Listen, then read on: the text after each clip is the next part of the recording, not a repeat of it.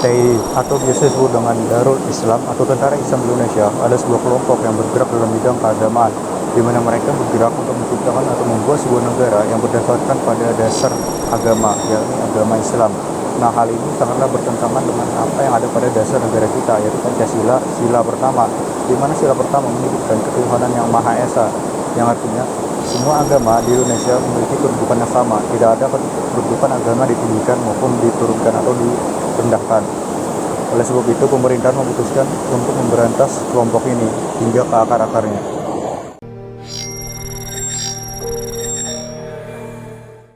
Oleh karena kelompok ini bergerak dalam bidang keagamaan atau membawa agama, maka banyak kelompoknya yang mungkin tidak mengerti atau mungkin merasa kecewa terhadap pemerintahan sehingga memilih untuk bergabung dengan DITI.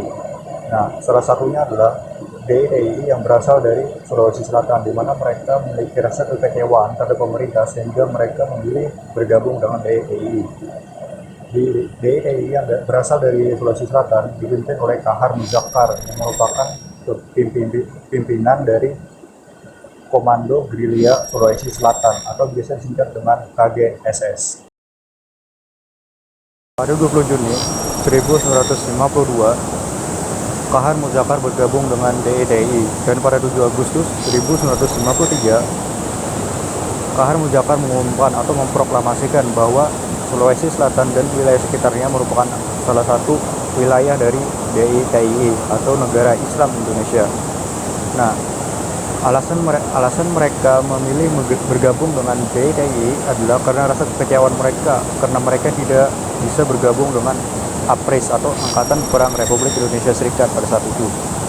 Karena pemerintah menyatakan bahwa yang bisa bergabung dengan APRIS adalah mereka yang memiliki kriteria yang mencukupi, sedangkan kebanyakan anggota dari KGSS tidak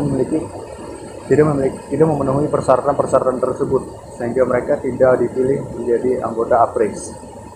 Hal ini menyebabkan rasa kekecewaan yang bertubi-tubi kepada anggota APRIS atau anggota KGSS pada saat itu, sehingga memilih memberontak dari wilayah Indonesia.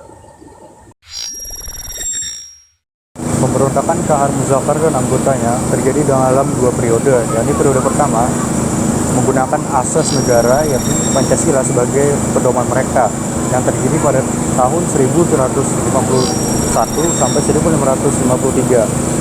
Nah, pemberontakan kedua adalah pemberontakan yang cukup merepotkan bagi pemerintahan karena mereka menggunakan asas agama yakni agama Islam sebagai dasar mereka, yang ini terjadi pada tahun 1953 hingga 1965.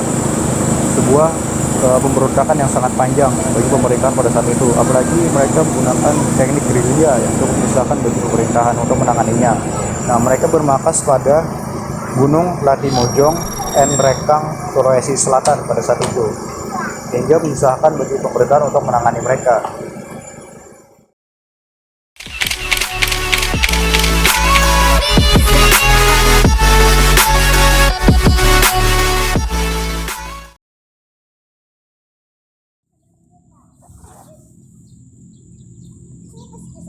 Sebagai tindak lanjut dari pemerintahan untuk menangani kelompok ini, maka pemerintahan mengirimkan beberapa pasukan militer ke Sulawesi Selatan untuk menangani anggota Kahar Muzakar.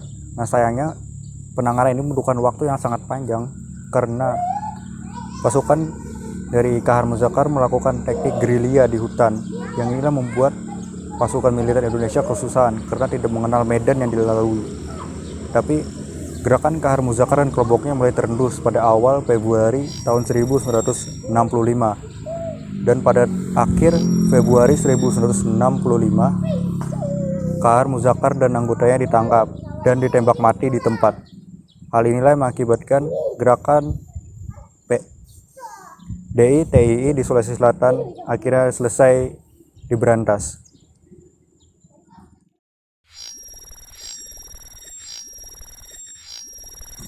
Apakah pemberontakan seperti ini akan memiliki potensi di masa depan akan terjadi kembali? Maka jawabannya iya. Jika seandainya pemerintahan melakukan tindakan yang membatasi suatu agama atau sebuah kelompok keagamaan, meski itu bukan agama Islam, nah itu mungkin memiliki potensi yang sangat besar menimbulkan namanya pemberontakan kembali. Seandainya saja pemerintah menciptakan sebuah peraturan yang membatasi sebuah kelompok agama untuk melakukan kegiatan agama.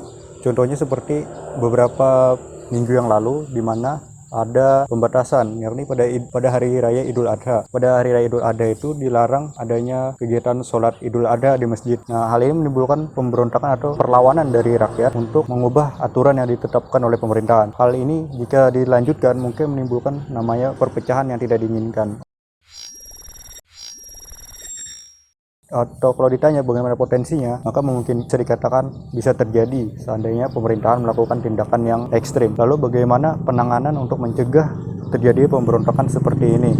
Maka kita harus melihat dari sisi agama kembali. Bagaimana sebuah agama itu dijalankan, maka seperti itulah kita harus melihatnya. Contohnya membuat sebuah aturan. Aturan itu harus tidak boleh mengurangi atau menekan sebuah agama sehingga tidak menimbulkan namanya pemberontakan dalam keagamaan, ataupun kita harus menghindari namanya melakukan tindakan yang bisa memicu perpecahan dalam segi keagamaan. Itulah bagaimana cara kita menangani potensi jadinya pemberontakan seperti DIY di masa depan nanti ataupun di masa sekarang.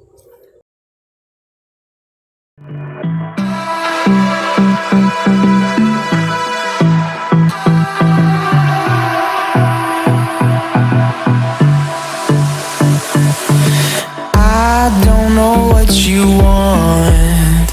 Let's have a bit of fun till I downfall. My love, if you feel like I do right now, don't say you're on the run,